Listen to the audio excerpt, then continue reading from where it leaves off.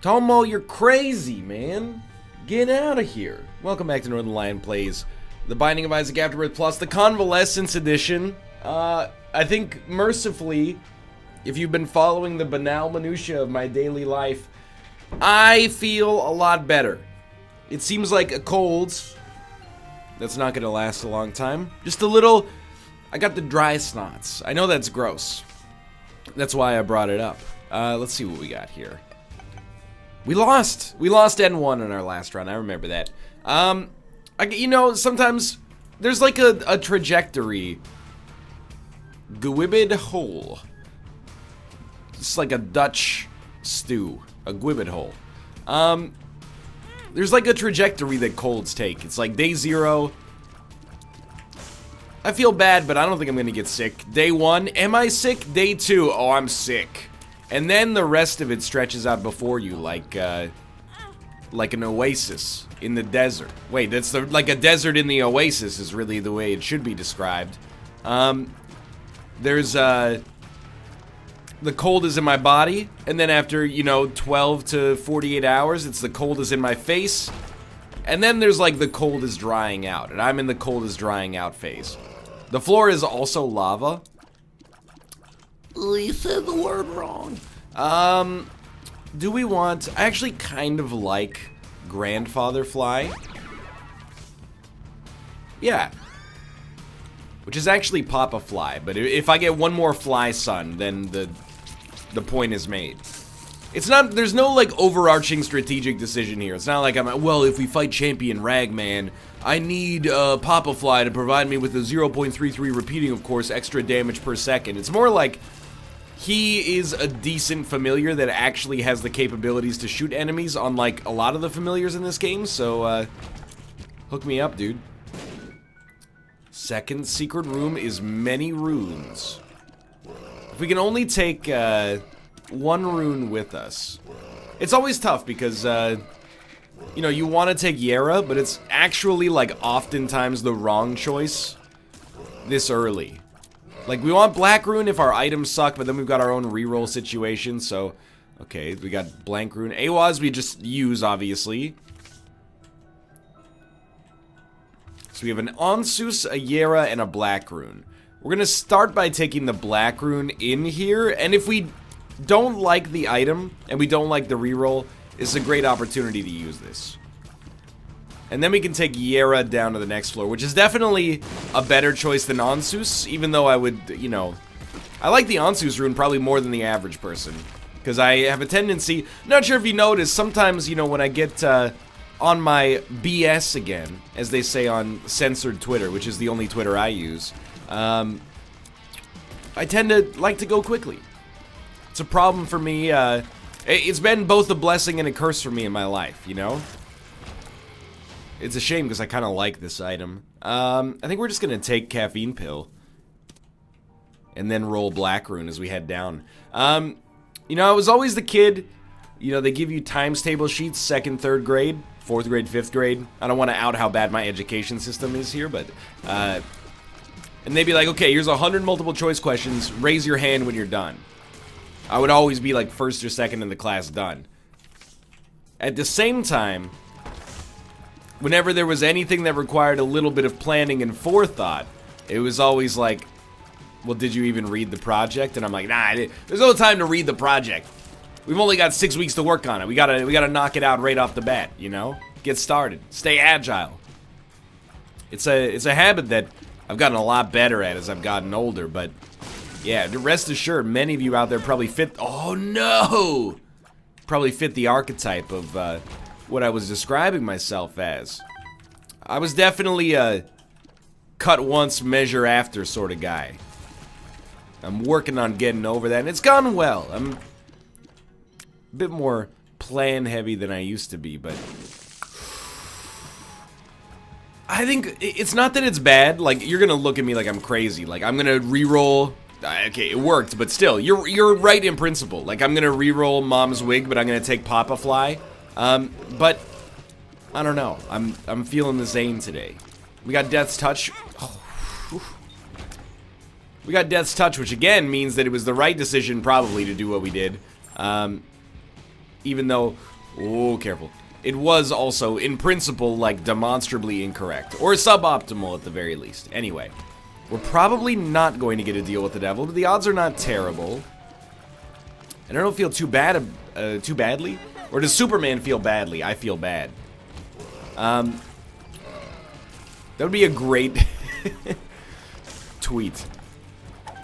Like, Spider-Man at the psychiatrist. I just feel really bad lately, Dr. Octopus. I don't know why Dr. Octopus is a psychologist, but just go with it, okay? Raimi memes. Actually, Superman feels bad. You feel badly. And by a good tweet, I mean, like, actually, like a 1 out of 10 tweet. One of those 1 out of 10 tweets that could get, like, 15,000 retweets if everything goes right, though. So we ended up getting a deal with the devil we did not deserve. And I took contract from below, and we're kind of rolling here.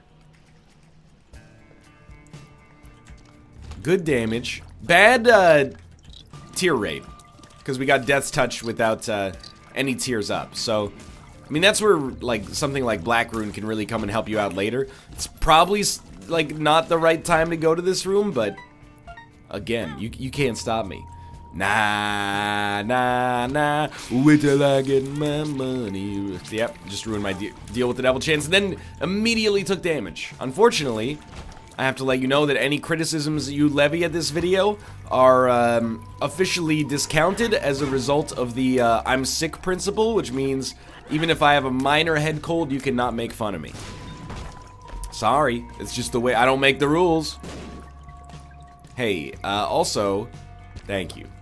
Not you for watching, but also that. But thank you for the red heart there. That's gonna save me a lot of trouble here as we move forward. Well,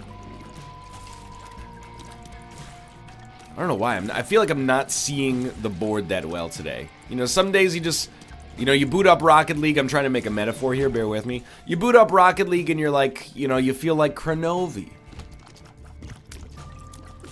You see all the aerials, the lines, the vectors, the quaternions. Some days you boot it up, you feel like Northernlion. You're like, which one's gas, which one's brake? I don't know about this one. Taurus is great. I really, really like it. However, stop. No, that's probably like the third time this run I've dodged right into it. Anyway, Taurus is great. I really, really like it. However, 1.3 speed is not enough to really make it do what it's good at. So, we're gonna wait and see if we get something else on the floor that allows us to gain more speed. Shouldn't take this. It's a little too risky. Wow. Okay, quite the opposite. So, that could have killed us if we were not smart there. Which I think it's clear we have not been over the course of this run, and we're taking some seriously hideous damage. Let's try to insulate ourselves a little bit right here. I'm gonna buy this. I'm not really thrilled about it, but I'm gonna buy it.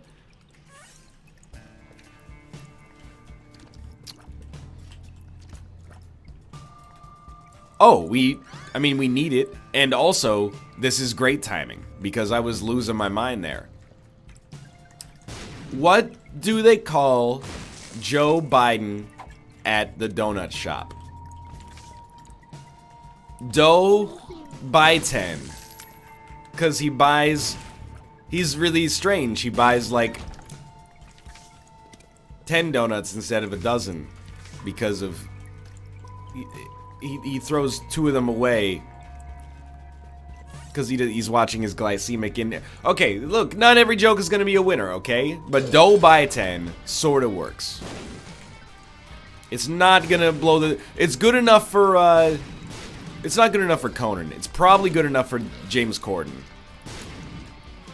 Hey, we got a picture of Joe Biden at the donut shop yesterday. You know what they call him there? Dough by 10. I don't know why it sounds like I'm speaking Mandarin or something there, wishing you a happy new year. Which, I mean, we are probably like 2 or 3 weeks, alright, maybe like a week and a bit post Lunar New Year. But yeah, you know, if you are celebrating Lunar New Year, thank you. Then happy Solnal or whatever you choose to call it. Lunar New Year, I mean, I've never celebrated it really like I mean, religiously is probably not the right word, but like, who? You know, my wife is Korean, and her parents are like extremely Korean. Like they left Korea to move here when they were like in their 30s or maybe 40s. So they still celebrate all of the Korean holidays, like Chuseok, which is kind of like Korean Thanksgiving, and then Lunar New Year, which is, you know, I mean, they kind of, I don't want to get on their case, all right? But it must be nice, because they double dip. When it's Christmas, well, Christmas is kind of, I guess, absent that. But, when it's New Year's, we go hang out, we say Happy New Year. And there's Lunar New Year, we go hang out, we say Happy Lunar New Year. I guess at this point, I'm kind of like trying to backpedal because I don't want to push the idea that I don't like spending time with my wife's family. The truth is, that's not true. I don't mind spending time with my wife's family at all. I get along with her parents very well. And really, the way that it works, they both speak English, but they're not like 100% comfortable with it. And I speak almost no Korean. So really what happens is for like half an hour, I'm really polite and I listen to the conversations in Korean, and occasionally I'll hear like a Ryan, and I'm like, oh, they're talking about me, and I can only hope it's good stuff. And then they're laughing uproariously, and then, you know, they're making pantomime, like puffing up their face real big, and then like sticking their stomach out as far. That doesn't really happen. But you believed it for a second, didn't you? And that makes you a racist. No, they, you know, they're talking about something. Excuse me. These are not good items. And, I'm polite for like half an hour. One time I tried to just leave Google Translate open and see if it would work. It didn't really work very well. We get a long way to go there. Oh, hey. And then after that I spend like, you know, 1 to 2 hours on my phone. Because my politeness is run out, and I'm like, they don't need me to be listening to them. They know I don't speak Korean. Like, what kind of ruse am I trying to play here? Like, if I listen politely, they're gonna think that one day I'm gonna do like what Antonio Banderas did in The 13th Warrior, and I'll just be like, surprise, they speak Korean now. I heard you guys talk enough that I figured it out. By the way, if you're going, why don't you just learn Korean so you can talk to them? Happy 16th birthday. Man, I don't have time for that, is the thing. Okay? You might be saying, well, why don't they learn English so they can talk to you? They know English. They just, in their own home, they prefer to speak Korean because it's the language from which they're most comfortable. Everyone's cool here except you. You're being a weirdo, straw man. Waiting in the sky. He'd like to come and greet us, but he thinks he'd blow our minds. I'll take it. I'll take it. I think we should go back and go to the curse room. Turns out, by the way, Taurus totally would have worked. But yeah, you know, I don't really understand what the celebrations of Lunar New Year are in, I mean, regardless of the culture you do it in. I do know that elders give you money. This is a true story, by the way, and I told it at the time that it happened. Might need those. One time, I'd been, I mean, we'd probably been married by this point for like a year, but Kate was like, hey, do you want to go to my parents' house? They live in the neighborhood, well, not the neighborhood, but they live in the city, basically. You want to go to my parents' house for Lunar New Year? And the only answer to that question is yes. So I was like, sure, let's do it. It's not like I'm doing anything, it's a Sunday. So we went to their house, and it was very pleasant, you know. It's really like, I act like it was a chore, but really they were the ones who did all the chores. They cook an enormous, basically like a feast. You traditionally eat like a soup with homemade dumplings in it. It's delicious. It's really bad for you, so it's even like more delicious. But then as we left, they were speaking in Korean, and then Kate was like, all right, we're gonna go, but first, like, we have to bow. And I was like, I don't know if it's like a young male thing or if it's a Western culture thing, but I was like, I don't bend the knee for. I turned into Vin Diesel. I don't bend the knee for anybody. But that was what I said in my head. But actually, I bent the knee because I wanted to go home. And then after we bent the knee, they handed me a red envelope with $20 in it. So it was actually, like, in terms of, like, the labor cost, it was really good. But in terms of the dignity, I mean, I don't really feel like I've lost dignity, but it is weird. It's weird is maybe a loaded term. It's unusual, you know, to bow to, like, bowing to my own parents is even uncomfortable to some extent, even though, like, I owe them a great deal.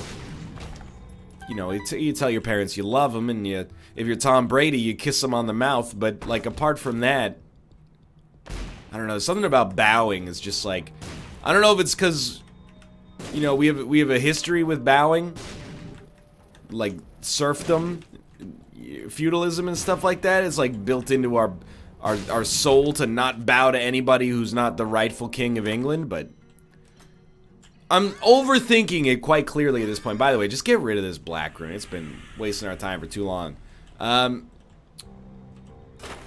Well worth it.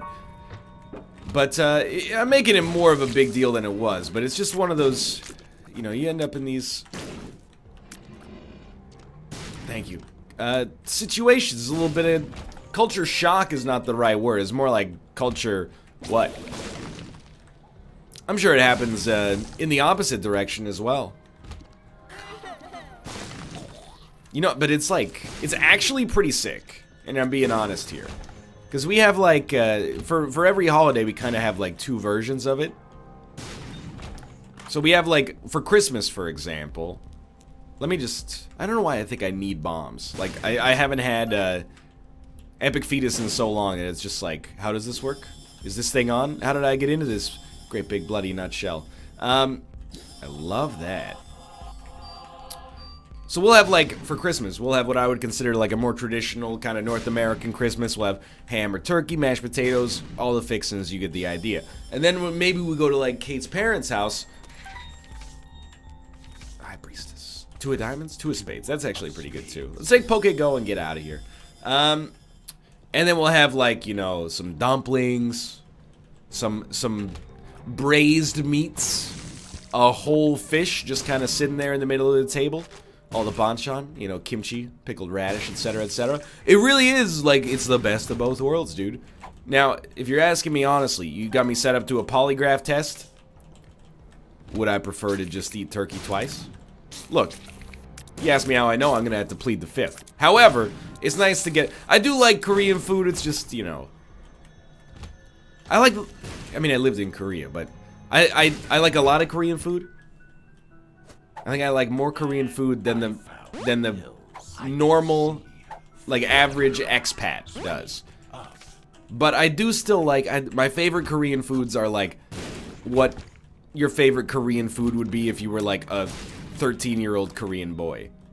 Like, what do you like about Korean food? I like the place where you barbecue your own meats.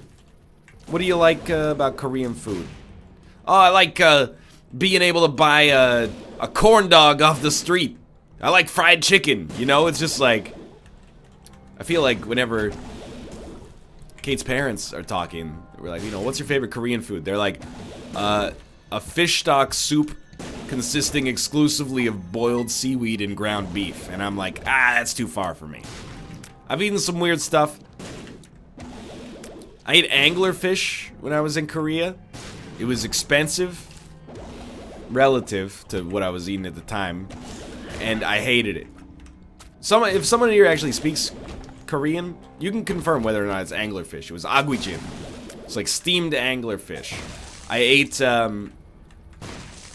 you know, I fancied myself quite worldly at the time, and have since rebuked that claim.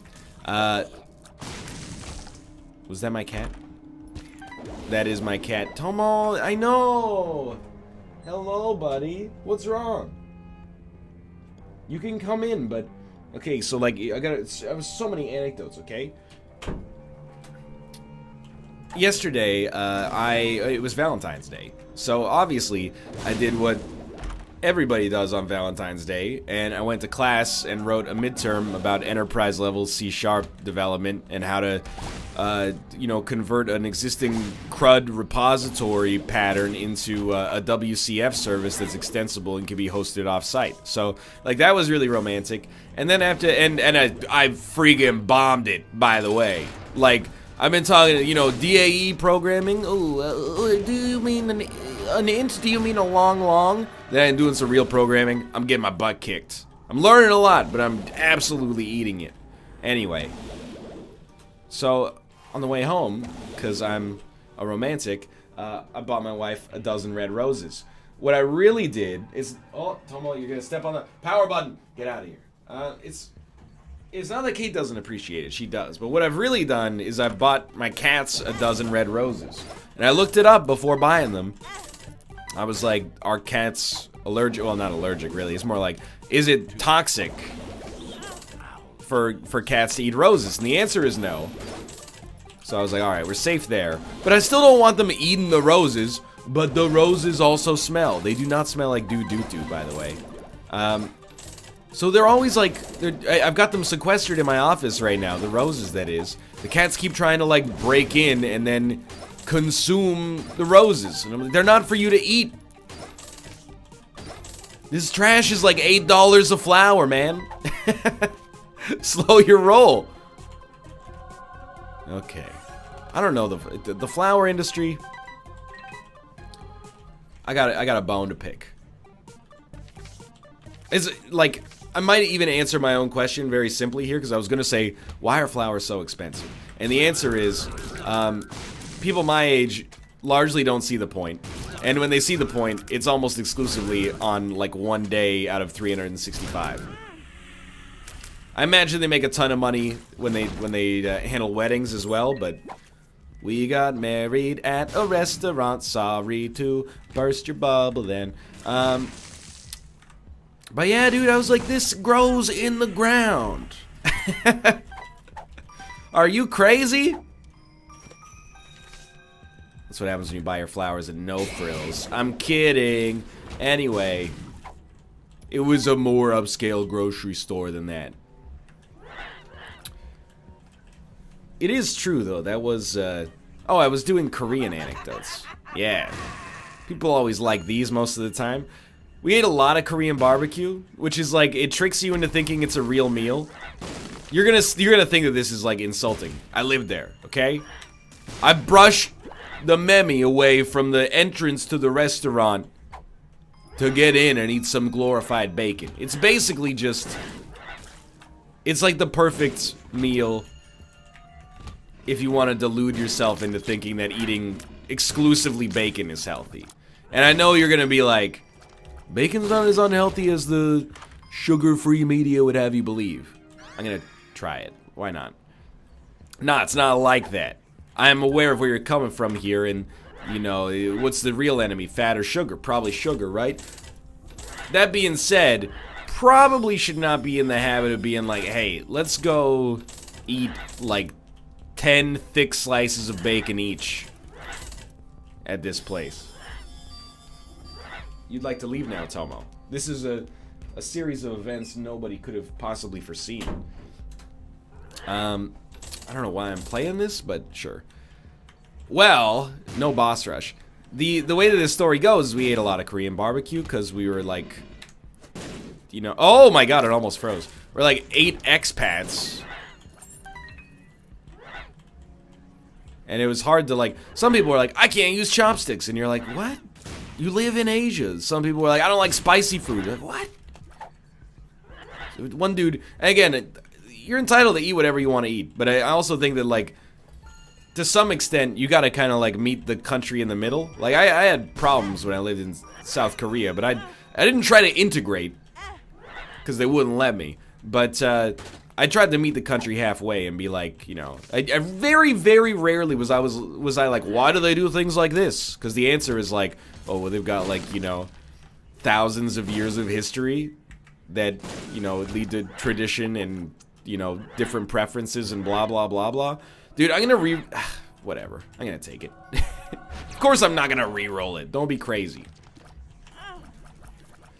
But yeah, people were like, I don't... Like, you come to... Do I have Isaac's heart? Why was I not taking damage? Was I taking damage? Did I just get spun? Did we already have spun? What's going on? People would come to Korea and be like...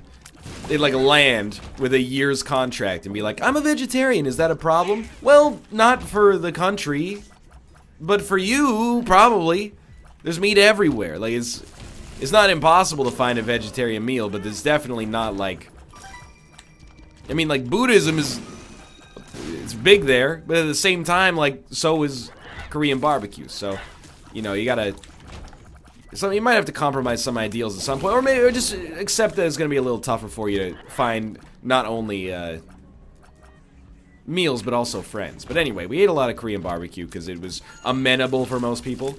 And, they took down a foreigner-friendly taco restaurant in our neighborhood, which I was very disappointed because it was like a month after I moved in.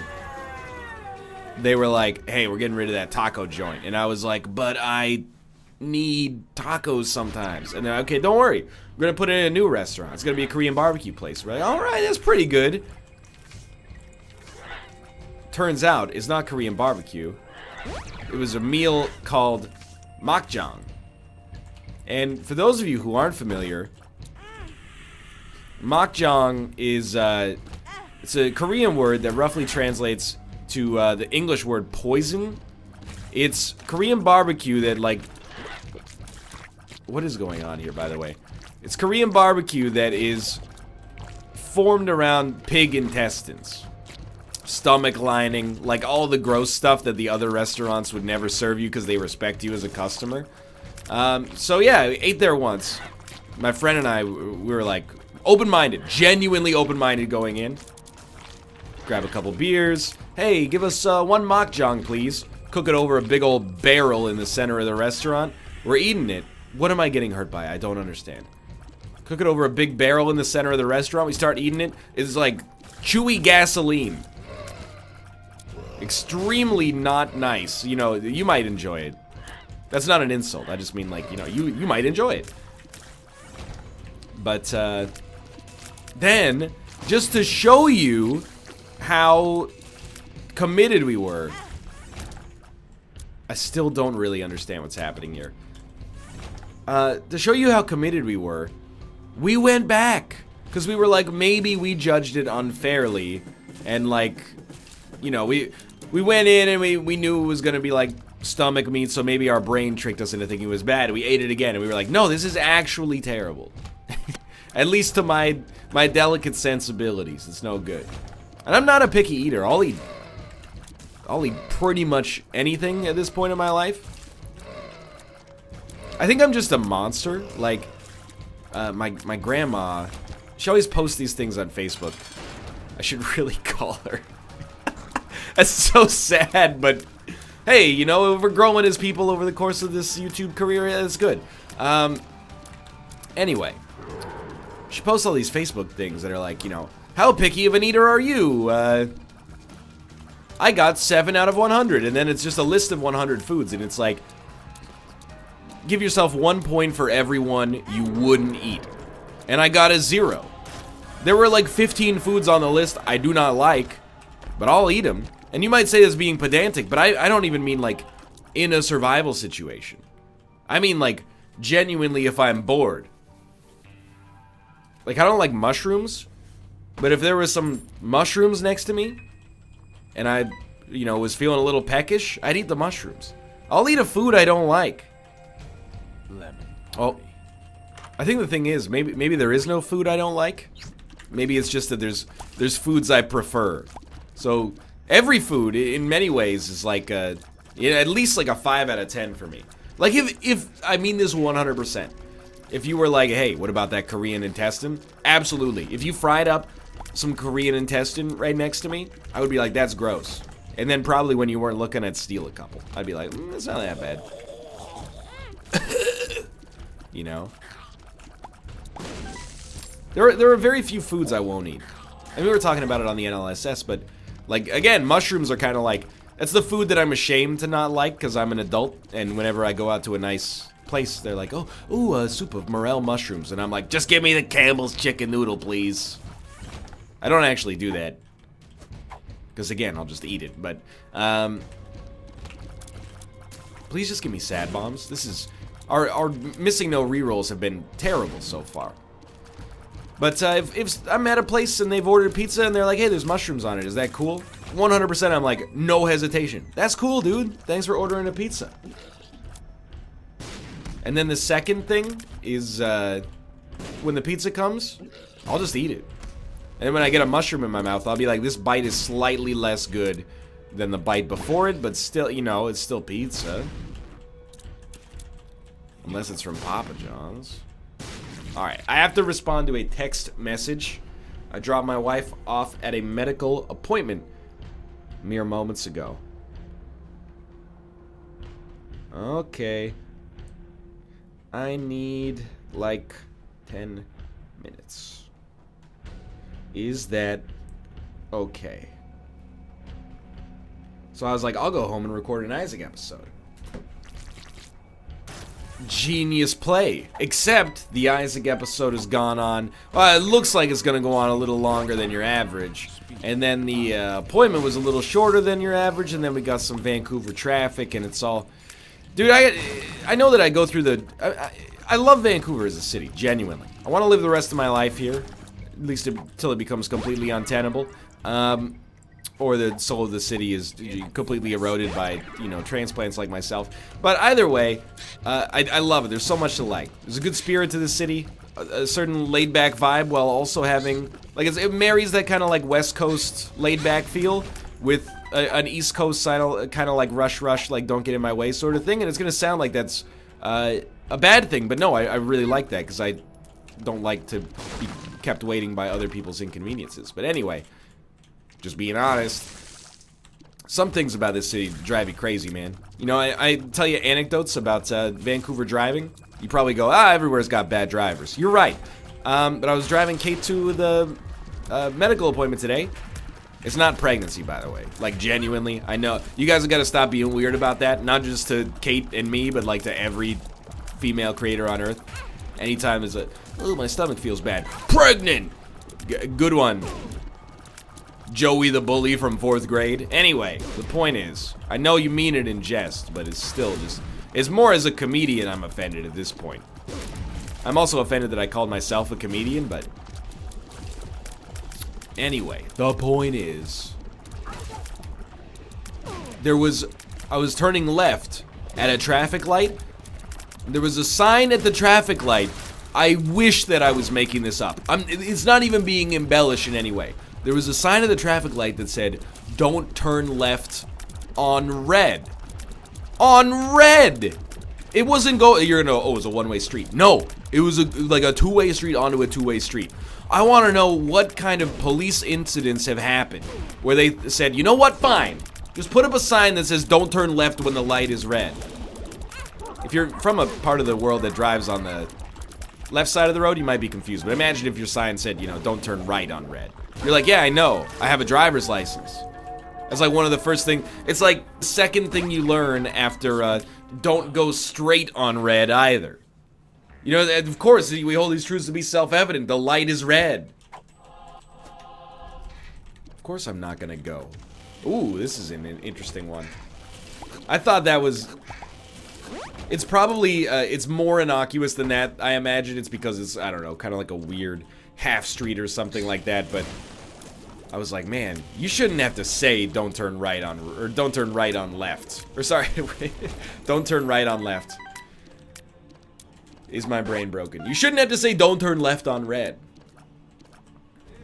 It's like the light is the sign. It's already signed up electronically. Alright, there was one, do you guys, for those of you who drive, this is just, many of you, most of you probably know this, but this is just a helpful piece of advice if you don't. So sometimes, like, the power goes out, or the traffic lights just break for whatever reason, and the traffic lights don't work. What do you do when you come up to a busy intersection at a traffic light, when the traffic light is blank? Do you, A, just keep going straight, and if anybody hits you, it's their fault? Or B, treat it like a four-way stop, where everybody takes their turn based on the order that they arrived at the intersection. Or C, just remain permanently stopped at the vacant light, hoping that one day it might turn on and give you direction as to what to do. If you answered A or C, please stop driving on Kingsway between Burnaby and Vancouver, British Columbia, because I hate you. I just hate you, at least when you're driving. You're probably perfectly fine when you're not. The correct answer is you treat it like a four-way stop. You treat it like a stop sign, basically. So everybody goes in, and first person to get there goes, and then the second person goes, wait, was I here second? And they try to wave through the person who got there third, and the third person's like, I got here third, I don't know. And then the fourth person is like, I got a pregnant wife in the car, I gotta get out of here, hurry it up. And it's just, anyway. That happened to us once, and, well, it was actually just me driving, and I was like, okay, I'm the 14th person to get to the light, and then literally like 6 cars all went through in the same direction, and I was like, I hate this. But apart from the driving and the absurd cost of living, the mental health and drug abuse issues that plague the downtown core, there's really a lot to like. The sushi is amazing. Stop hitting me. That's not fair.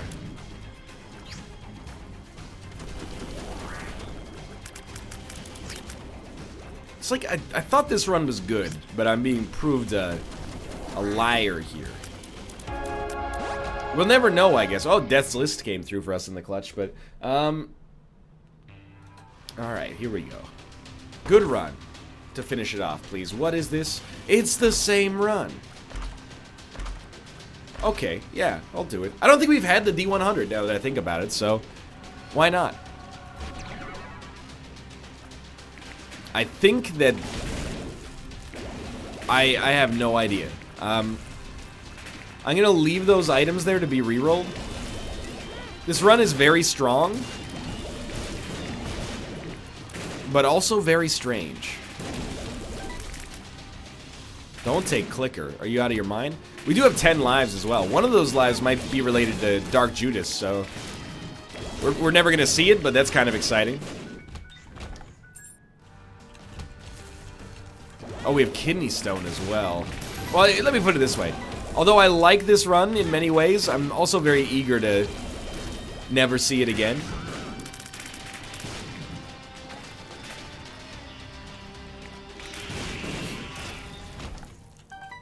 Yara. If we find a chest, we'll Yara it, but it's gotta happen pretty soon. D100's cruising. Hey, thank you. It really doesn't matter what we take. We'll take passives that get rerolled into something else. Yes, I just called them passives. Do you have a problem? Try not to die, because we will respawn with like 1 HP.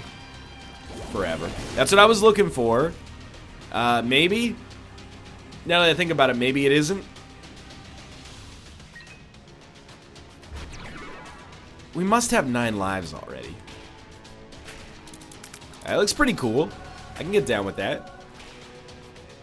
Let's try 9 lives. We got some Spirit Hearts backing us up. Oh, we have Isaac's Heart, though. This was a terrible decision.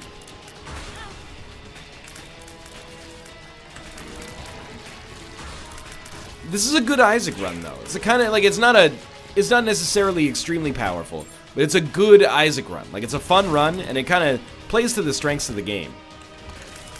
That is awesome. Alright, we are going to win. We also clearly have, Serpent's Kiss.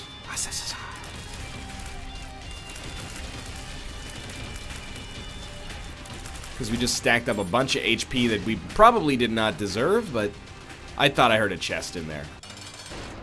I did not. Dude, Mysterious Liquid is doing an incredible... Well, it did do an incredible amount of work before he hit the flying stage. For now, though, thanks for watching. I hope you guys enjoyed the episode. If you did, click the like button. It helps out a great deal. Of course, subscribe if you want to see more in the future. But for now, thanks for watching, and I will see you next time.